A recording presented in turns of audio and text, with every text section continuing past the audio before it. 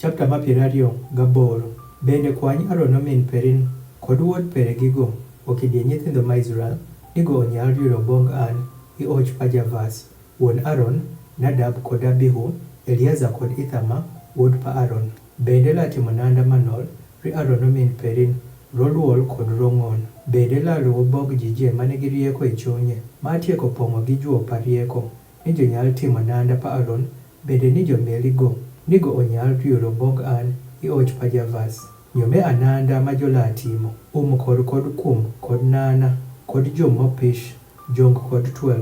Bende jola timo nanda manol ri Aaron min Perin kod wuod pere nigo onyal yudo bog an ioch pajavas. Bende jola limo gol dana kod nyaul kod nyaop kod nyaremo kod nala manonj. Ni jola timo kum gol dana. Bende jola timo kum sano nigi nyaul kod nyaop, nyaremo kod nala manony morut gi tich mariek. La bedo gi echadario mere sano wutere e ng'odario mere. Nyo amena paka la wutere pach nyo ng'ek 12 pa kum. Matie kum la bedo sano chale gi kum. Won sano otim gol dana bende sano tim gi nyaul kod nyaop kod nyaremo kod nala manony morut. Bende la limo telini ok nisario.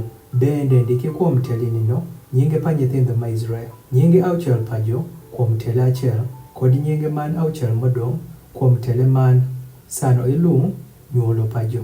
Gitich pa jathun itele ripo chale gi thune pasum. Amena paka ila thuno tele ario no gi nyinge pa nyithindo ma Israel. Ila timo telini no obedi sano okit I aunse magol dana. Bende la ketho telin ario no kuom ech pakum. Telini no amobedo rio bong nyithindo ma Israel.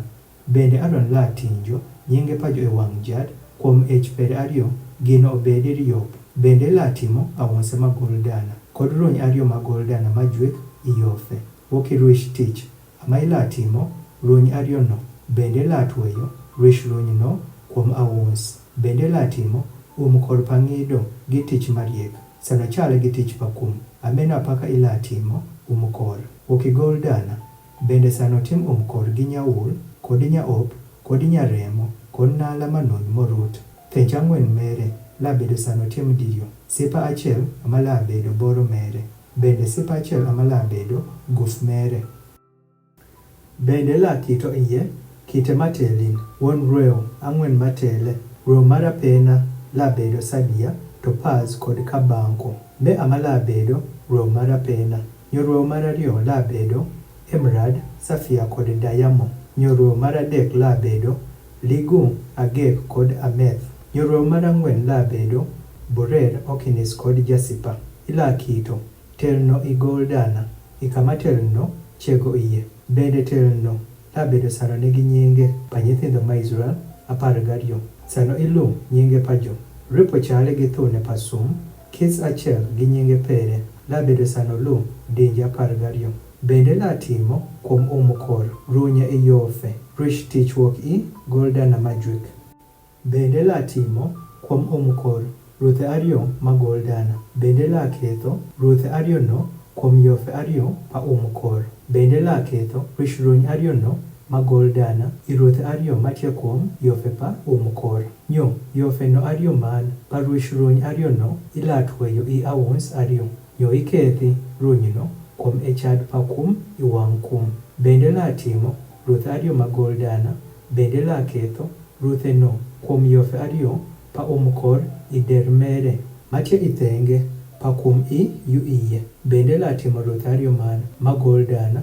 Bende la ketho ruthe no kuom thenge ario pa kum iyu piny iyu thench mere ikocha pa rut man mere imalo kuom ng'ek 12 pa kum. Bende jola tueyo kor gi ruthe mere bong ruthe pa kum gi nyaul tel ni onyal bedo kuom ng'ek 12 pa kum. Bende ni kor owei wuoyo okikum. Bende Aaron la tinjo nyinge pa nyithindo ma Israel I kor pang'ido kuom chuny pere sano gokadho iye bongi kama nol roriop iwang' jat imiu.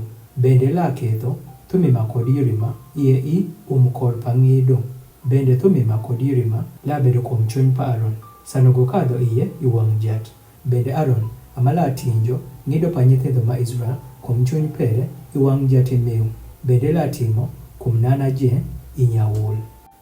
Bende yong labedo ifual mere idier mere labedo sano nigi gima tweyo motim itich motus isuor yong mere ochale paka yong pang'uch ni owei bedo sano inyalo yecho. Nyo iliny kuom nad mere ilatimo nyawul pomeg kod nyaop pomeg kod nyaremo pomeg isuor nad mere kod tong'ile magol dana idier pomegno je isuor. Tong'ile magol dana kod pomeg achiel tong'ile magol dana kod pomeg achiel kuom nad panana isuor. Nyo me labedo kuom Aaron ni onyuri gine. Nyo ila winjo kiok pere sanogo kadho iye bongi kamanol iwang' jat. Bende sanogo bino woko nigo owei tho.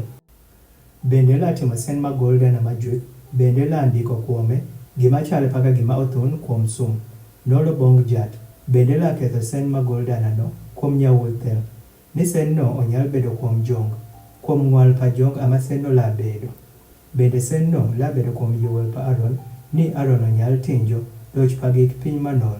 Ma nyithindo ma Israel jola nulo ing'ocha manol je pa jo. Bende la bedo kisawo kuom yuol pere ni gik piny manol no inyal bedo sano ye iwang' jat. Bende ila pisho jom nala manon. Bende la timo jong nala manon. Bende la timo yuel wuok itich piso. Yore wuod pa Aaron ila timo jome. Bende ila timo rijo 12. Bende ila timo rijo dhonga. Rolwol kod rong'on. Bende ila ketho gino je kuom Aaron omin perin kod wuod peregigo. Bende ila yuto jo kod luono jo kod ronyo jo ni jo nyal riuro bong an ioch pa javas. Bende ila timo rijo palech nala ma umo kinyoro pa jo. Okikus wuon tundo itiene ama nala pa jo la tundo. Bende gimeje la bedo kuom Aaron kod kuom wuod pere sano jo donjo bongi kanyor pa chich. Kosa sano jo bino chegini bongi ikamin ni jo riori ikamanol ni jo wei tinjo loch yo ni jo wei tho. Gime la bedo tut masaje bongo kod dispere malugo.